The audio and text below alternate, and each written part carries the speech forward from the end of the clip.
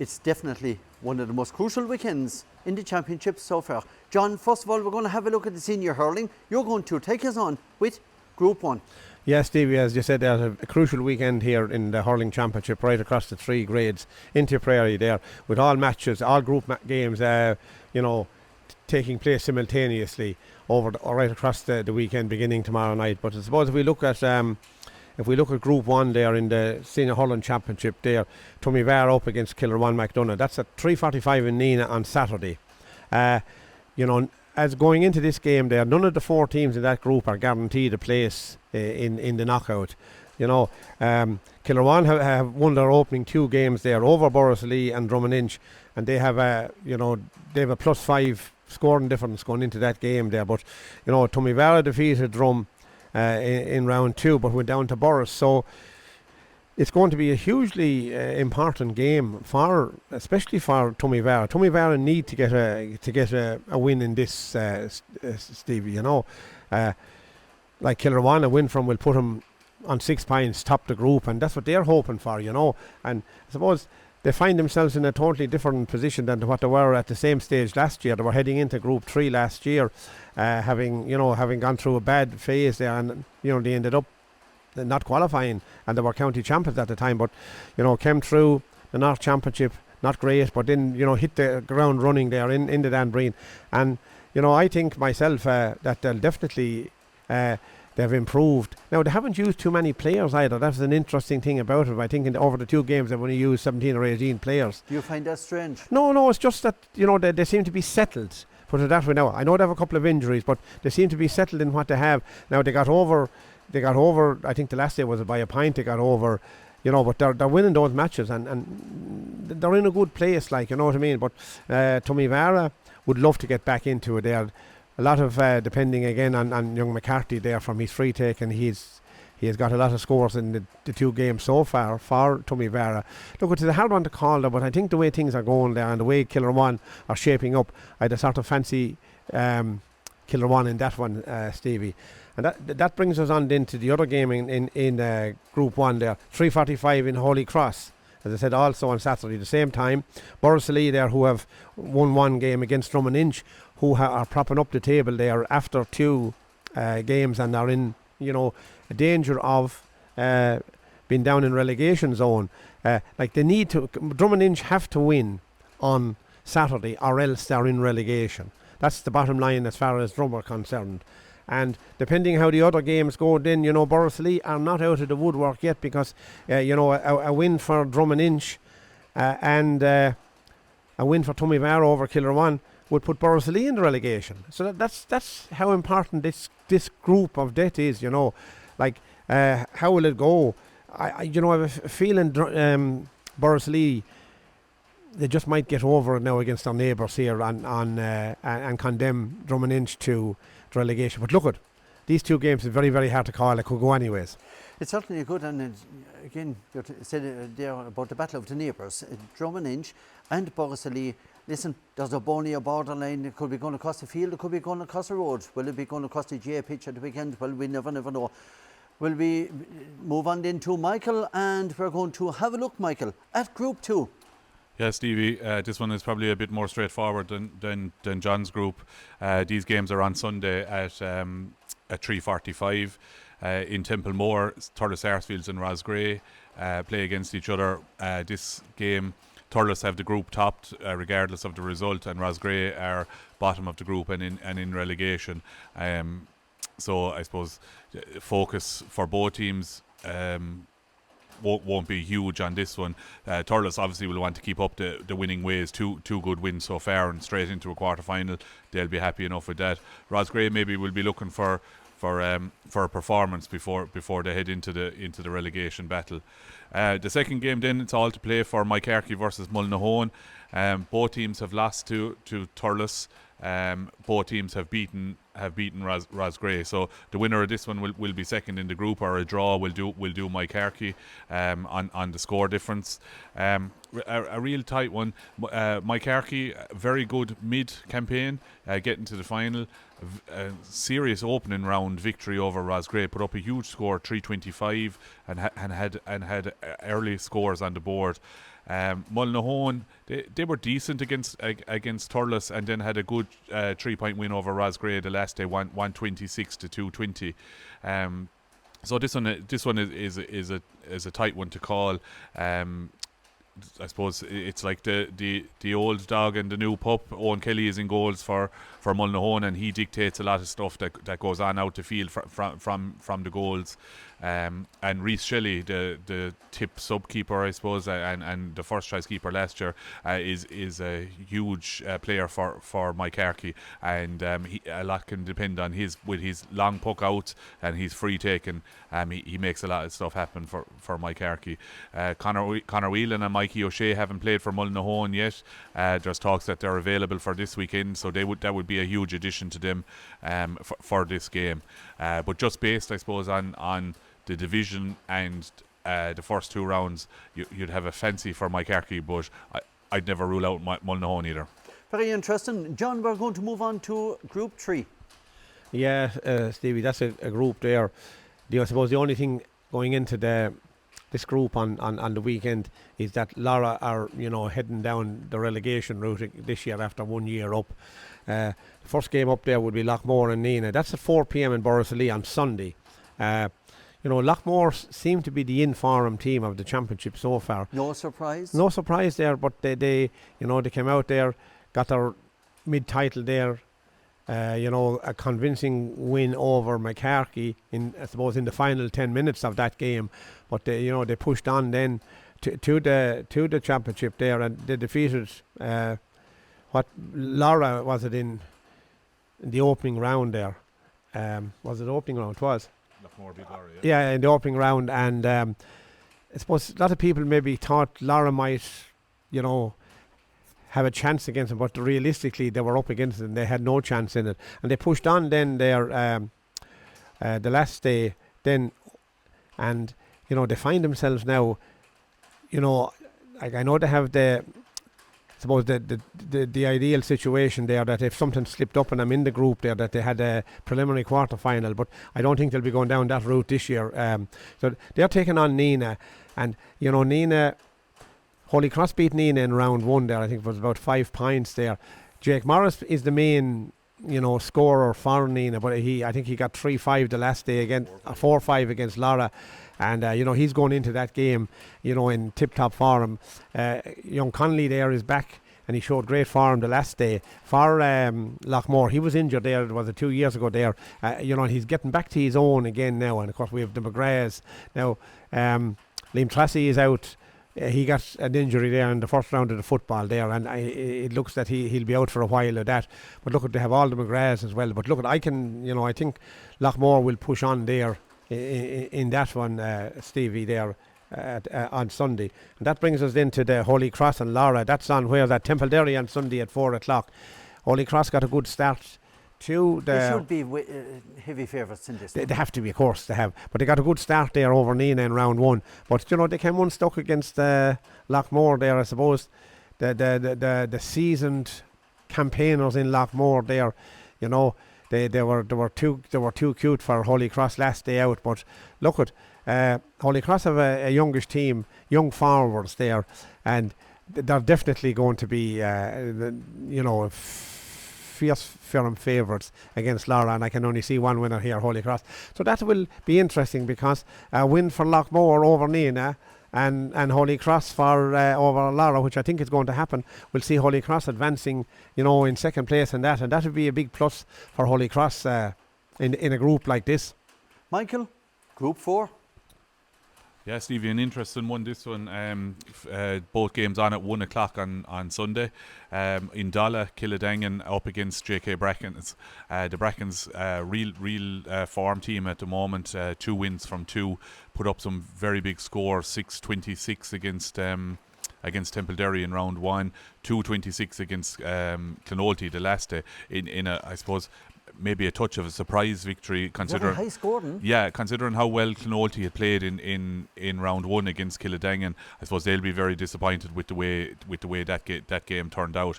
Brackens, as I said, they're on 4 points and they're qualified, but a Killadangan win will put them into first place and Brackens into second, and I would imagine that the county champions, that's what they'll want, where they'll want. Brackens, as I said, 2 wins, but this is probably a real tough test for them now against the North and county champions, and we'll get to see, I suppose, how good they are after this game. The second game then is in the Rag, same time, 1 o'clock, Clonoulty against Temple-Derry. Temple-Derry have been really poor in their 2 games so far, lost by double digits in both their games. It just hasn't gone right for No, them. it hasn't, and they probably struggle a lot up front and rely heavily on Sean Ryan, the tip panelist, and I suppose they concede an awful lot. They have 10 goals conceded in their 2 games so far, which is not ideal, obviously, and they'll need to tighten up on that. Clonoulty still in a chance of qualifying, but will need results to go their way. So they'll be shouting for a Brackens win at the weekend, a big win, and then a big win for Clonoulty could see them clinch second place on score difference, but it's a big ask for Clonoulty this weekend. But I suppose first thing first, they'll want to win just to make sure they're not in that relegation battle. John, we're going to move on to the Premier Intermediate Hurling Championship, and will we move on to Group 1 first? That's right, Stevie. Again, the only certainty in this group is that Silver Mines are in the relegation. They're going into this round 3 there. They take on Swan, their Carrick Swan in Gortnahoe, 6:15 p.m. on Sunday evening.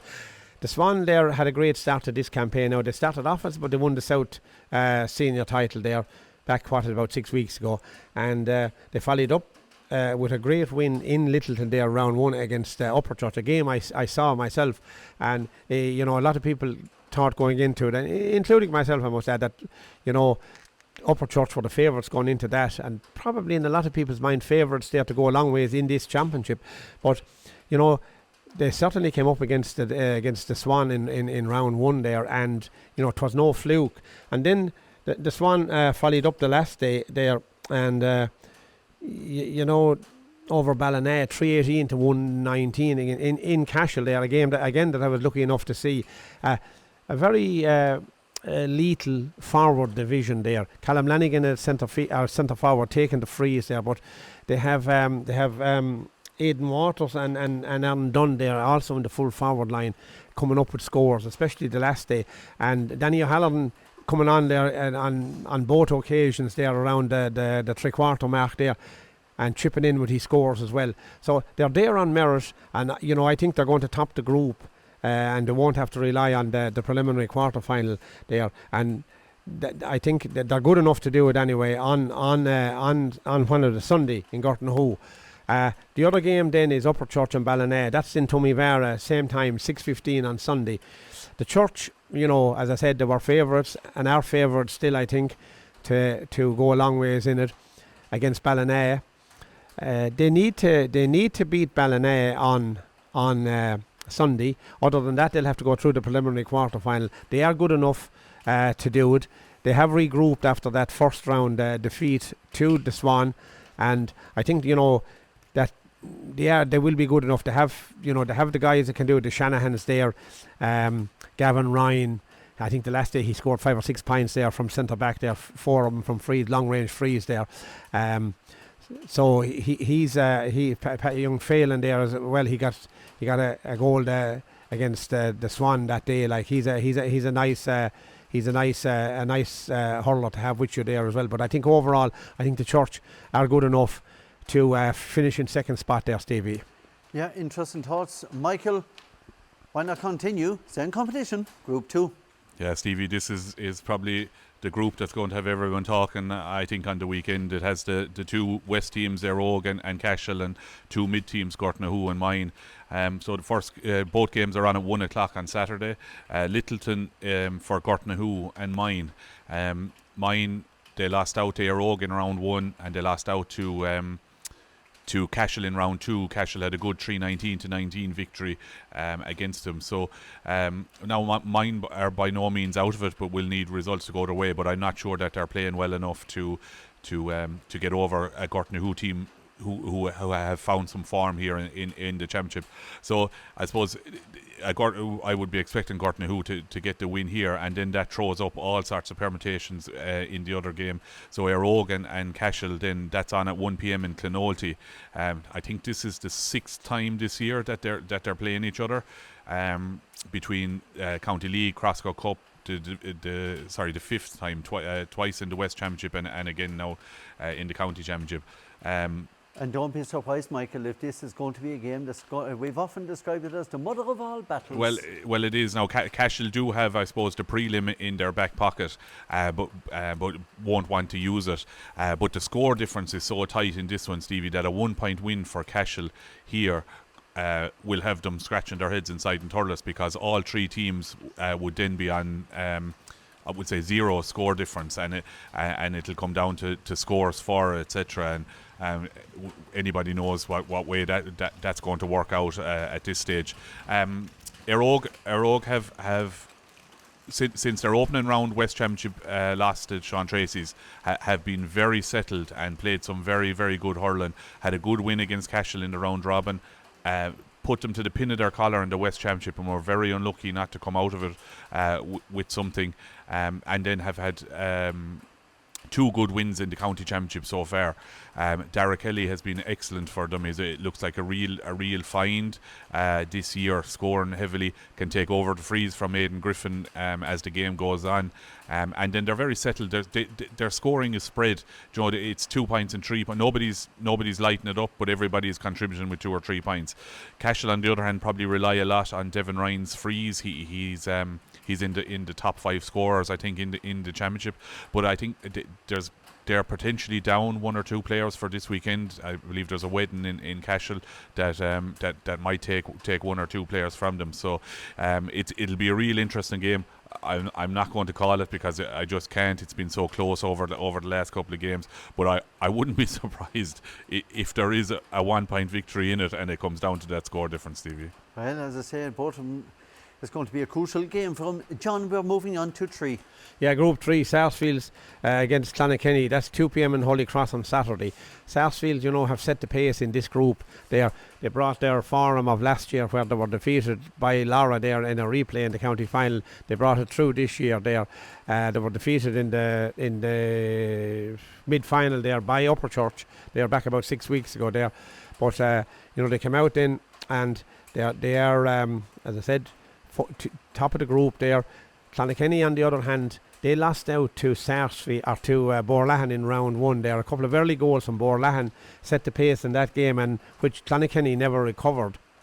And they would have been a lot of people's favourites there to be one of the 2 teams to go out, probably with Sarsfields at the outset. But a win for Sarsfields here on Saturday there, and I think Clonakilty won't make the knockout stages, because Borlahan would have the head-to-head on them.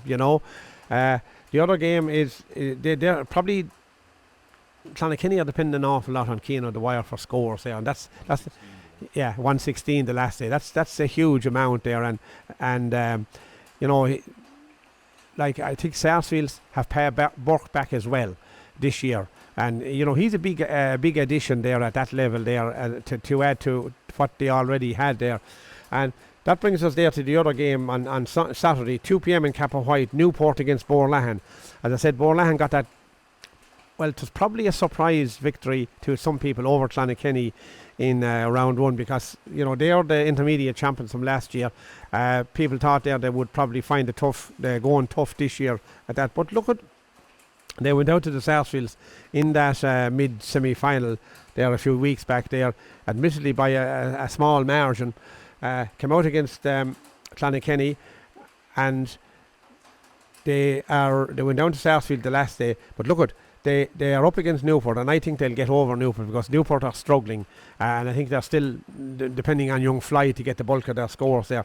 Where the Sarsfields the last day Borlahan against the Sarsfields the last day, their forwards were a bit snuffed out of it a bit by the Sarsfields defence, but I think they'll have enough to get over Newport on this weekend, Stevie. And I think with Sarsfields, I think they'll advance to the knockout stages, I think.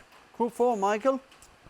Yeah, Stevie, another tight one here. St Mary's and Killinall in one game, Burgess and the Tracy's in another. These games are on Friday evening at 6:45. In Feathered, Mary's and Killinall. This is a repeat of the South semi-final, which Killinall won by 10 points. But St Mary's have found a lot of form since that day, Stevie. I believe there was a change of management down there and so on, and they've been playing very well. Have had two good wins. A very good win over Tracy's in round one, and an excellent victory over Burgess, who had a huge win over Killinall in round one. So that was a big victory for Mary's. But I suppose similar to the Air one, coming into this one with two victories, and they still mightn't qualify. Like, that's how tight and good these championships are, Stevie. But look, I suppose I would fancy Killinall in this one, because they always give Mary's trouble, and that throws up a lot of permutations afterwards. Burgess and the Tracy's is in Templederry again tomorrow evening, 6:45.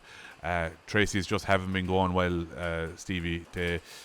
They're without Shawnee Rogers, and I know we're saying this, and I'm kind of beating this drum a good bit, but Shawnee Rogers makes that Tracy's team, every one of them, better, and he's been missing, and it's a big loss for them. And they had a good 30 minutes against Killinall, but in the third quarter, I think they conceded 1-6 or 1-7 without reply, and went from a point up to 9 points down in a couple of minutes, you know, and it kind of finished the game for them there in Dundrum in round two. And look, Tracy still have something to play for. But Burgess are, I believe, without Johnny Mulqueen for this game. He was sent off the last day, so he'll have to serve a suspension. So that'll be a loss for them. But the two Stevens, Kerwin and Murray, they ripped it up in round one, but weren't as prominent in round two. And the Tracy's will need to get a handle on them if they're to get anything out of this game. But this is one of those ones that could finish with 3 teams on 4 points on the top of the group, or 3 teams on 2 points on the bottom of the group. Such is the competitiveness of it. Very interesting in those. Okay, John, we're going to conclude with the Intermediate Hurling Championship. Let's have a look at Group 1. Yeah, this is the group there with 3 West teams in it: Golden, Clonoulty, Capawhite and Ballybacon. Then from the south, look at round 1, Golden there had a victory there over Capawhite, and in round 2 they defeated Clonoulty. So look at their full points from the 2 outings, following up on their West final success there.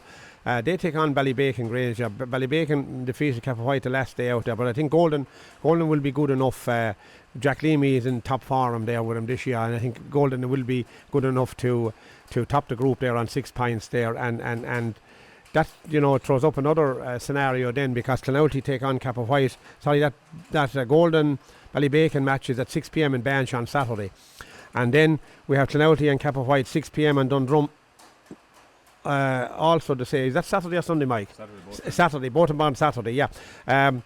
You know, this is a repeat of the West quarter final there, where Capawhite finished the game very, very strong.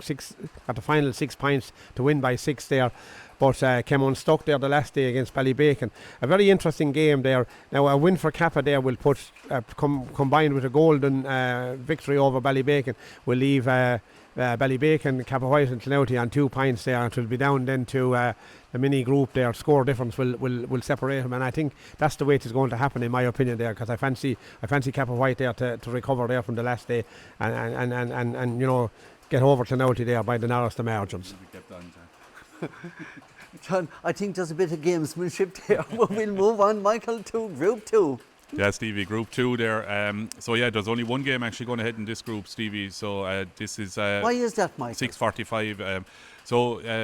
The 2 games in it were Borrisokane versus Kilsheelan and Ballingarry versus Skeheenarinky. So it came to light today that Skeheenarinky can't field on Saturday evening, so the points have been awarded to Ballingarry. I suppose in effect it didn't have any material effect on the group, because Ballingarry had topped the group and Skeheen had they were bottom regardless of what happened. But still, I suppose this is similar to the football, and we give out about it in the football. It's not a good look for the hurling championship that teams are given walkovers, Stevie. It's not something we like to see at all. Now look, Ballyporeen, who are the sister club of Skiheen, have a real important football game in 7 days' So time. maybe they were looking ahead. I would imagine that there is something in that, especially when they had nothing to play for this time. But that still doesn't make it right, Stevie. No, but anyway, the game isn't going ahead. The second game is Borrisokane versus Kilsheelan. This is a winner-take-all game. Whoever wins comes second in the group. I think Kilsheelan, a draw for Kilsheelan will do. Kilsheelan will be without Mark Keogh for this game. He was sent off to Leicester, so he'll have to serve a suspension. Borrisokane had a real good victory. They lost by a point to Ballingarry in round 1 and had a real good victory over Skiheen in round 2. Sorry, the draw will do Borrisokane, not Kilsheelan.